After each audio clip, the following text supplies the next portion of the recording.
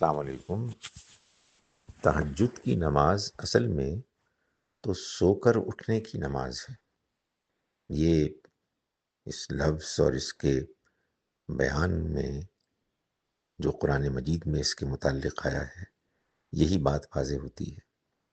تاہم اگر انسان کے لیے سونا ممکن نہیں ہے، کچھ اس کے حالات ایسے ہیں، کام کی نوعیت ایسی ہے، تو پھر ایسا نہیں ہے کہ آپ فجر سے پہلے جو تہجد کا وقت ہوتا ہے اس میں تہجد پڑھ نہیں سکتے۔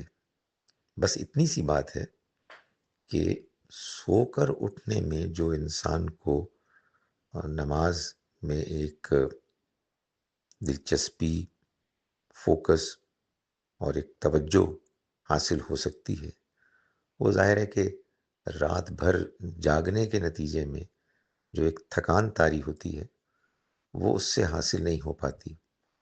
مگر اس کا یہ ہرگز مطلب نہیں ہے کہ انسان اگر بہترین انداز میں کوئی عبادت نہ کر پائے تو اس کو بالکل ہی نہ کرے۔ تو آپ ضرور پڑھیں تہجد کے وقت میں تہجد کی نماز، اور اللہ سے دعا کریں کہ آپ کو یہ توفیق بھی حاصل ہو کہ جب اس کا